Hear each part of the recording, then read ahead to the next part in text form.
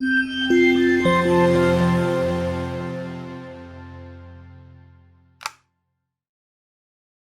everybody, we're so happy to have Jeff Kahane here. And Jeff reached out to me. Hello, Jeff. Welcome as always. Thanks for having me on your show. Jeff is obviously with Kahane Law and been an incredible partner of ours for a very, very long time. He's on our Quick Connect if you guys ever need to reach him. He's also got a 24-hour 800 number, which is amazing. I've never seen another lawyer do that before. So Jeff, thank you for being such an awesome guy, first and foremost. Second of all, Jeff reached out to me and reached out to us to say, hey, listen, there's something that's coming up. We have this huge construction season that's been going on. Tons of money's been invested in infrastructure right now. These projects are starting to come up to completion. And there's some stuff that your clients need to know. So Jeff said, Lindsay, you guys got to know about a piece of the Municipal Government Act. And I didn't know what you were talking about, which means that lots of other people don't know what you're talking about. What is going on? Take us through it. All right. So under Alberta legislation, we have the Municipal Government Act that controls municipalities. One section of the Act, 534, has a positive statutory, so legal requirement for a municipality to compensate people if the work that they do in the city or town or wherever impacts the value of their property. So specifically, it's looking at public works being roads, light standards, pedestrian overpasses, like any public project that affects properties that abut to it. So it's very specific, and there's but basically any public work counts. Interesting. Okay. So then, so what are we seeing now? You're saying that so they have this right to compensate people, and not even a right, like a positive, like an absolute requirement. Wow. Okay. Yeah. So then, how are people finding out about this, and who's affected? Well, this is the problem. So the city has to publish something in this thing. It's called the newspaper. Yeah, I'm not sure if you've heard about that. You're younger than I am. Yeah. Exactly. So they have to publish it. And then they give notice to people. And the notice comes in the form of a letter, and it'll say the date that they published it. So for instance, the last published date was in June. And the problem is that for most things in law, in Alberta, you have 2 years from when you knew you had a problem to sue someone. Municipalities are different. Instead of 2 years, the limitation period on this is 60 days from when it's published. So when you get your letter in the mail, it'll say, pursuant to the Municipal Government Act, you have 60 days from when this was published. And so you're getting the letter after it was published. So really homeowners have less than 60 days from when, because most people just don't know. They might complain, they might be upset about stuff. Maybe they're involved in consultation projects, whatever. Maybe they weren't. But it's from when they publish that amount. So the issue is that we're getting calls from people after the 60 days is expired, and there's nothing we can do. So if you have clients, and this is like a great touch point for agents in terms of just connecting with their clients, but if you know that their home is anywhere near some kind of public work that's going in, just chat with them and just say, hey, I'm not sure if you knew, if you get this letter in the mail or when you get this letter in the mail, it's worth doing something about it because that's your only chance of compensation from the city. And Jeff, when are you familiar with when in the stage of the construction process people would get this notice, or when it's typically issued? Is it near completion, or is it right at the start? Because there's a lot of construction going on. Like, this is going to tweak a lot of considerations for a lot of people. Yeah, so this year there is a ton of them. The notice that was published this year had I think as far back as 2018 projects that we're just finishing up. So it's as they finish, but they list them by year and then all the specific projects and the streets that were affected. And but the city then does send the letters out, assuming that your address on title has been updated. Then you should get that letter. So like rental property, sometimes people don't do that.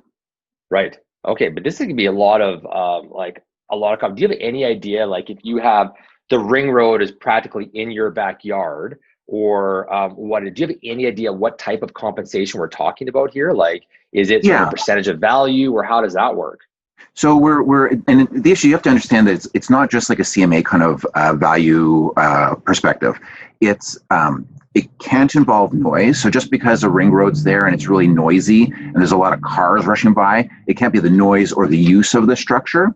It's just that it exists and it's there. So that's one thing that's a little different. And it's a permanent loss of appraised value. So that also is a little bit different than a CMA that is like, right now, this is about what your house is worth. So we work with an appraiser, and we've done a bunch of these with them. And so we're one that backs onto Southland Drive, where they just used to be like this big green space, off leash, no one there. It's now a 4-lane road with bike paths. People's fences that they used to just see green now has people waving at their kids. Hey, like, come here, little kid. And this literally, that's the calls we're getting where people are doing that. They're talking to my kids. These strangers are talking to my kids. Wow. So no berms, no anything. Anyway, so on those ones, the property value, say, is about 400, 450 or something. We're looking at about a 10% decrease in value. Wow, so that's significant. That's really significant. It can be. Now, and whether or not that translates into an actual sale, but that's what we're going for in terms of the appraised value. And my understanding is that the city, when people just contact the city directly, people are getting less than half of what they should be. So like on average, if you had a whole block, it would be, somewhere between like 20, 25, 30, maybe 40%, probably not even 40%, but that like a very reduced range of what they would be otherwise entitled to.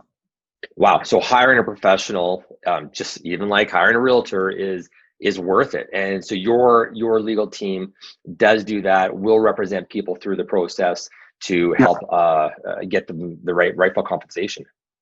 Yeah, and when we're working with the appraiser, if we get like a bunch on one block, so I think we had 3 or 4 on our last set, it brings down the price of the appraisal significantly, so that's good. Now, we also will get the cost of the appraisal back from the city, and we give people an option. They can either do this hourly or we just do a contingency. So, we'll only charge based on what we get for the people, and they don't have any, like even the hard costs, like we're not, they have no risk that way. And so just one more clarifying question here. Anybody who gets the letter, I assume the city has already determined that this is a structure that could affect your value. Do you know that if everyone gets the letter is entitled to some sort of compensation, or is it still case by case?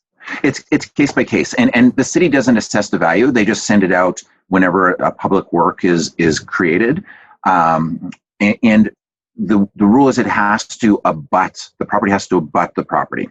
So if you have a property that's, here's a house, it backs onto a ring road, right. The house across the street from it doesn't abut, the city might send them a notice. It might affect their value because it's noisier or whatever, but it doesn't affect the value or may not affect the value, and it doesn't abut. So there's a lot of rules that go in there, and there's no harm if people are interested, like bring it to us. We're not going to charge them to look at it and see if we have got, there's a way to proceed for it or not. Yeah. Okay. Awesome. Jeff, that is outstanding information. I can't thank you enough for bringing it to our attention, and anything else that comes up like this, please let us know. I mean, this is just absolutely outstanding. And realtors out there, get in touch with your clients, even just as a blanket part of your social media, your newsletters that are going out. If you happen to know somebody specifically, pick up the phone, give them a call, just make sure, because lots of communities are affected with this. Some of them are, some of them aren't, but that's massive. I think that's really, really big. And again, you look like the hero and the expert in front of your clients. So Jeff, and that's just it. Like that touch point where you're just building that relationship with your client is fantastic. And Jeff, how do people get a hold of you or the team? They can email me at any time, like jkahane@kahanelaw.com. I think Quick Connect will get people to me right away. Yeah. Reach out. I can connect with people right away. Okay. Awesome. Jeff, thank you as always for being on the show, and we appreciate your time in explaining all of this. Thank you. Have a fantastic day. Awesome. Thank you, guys.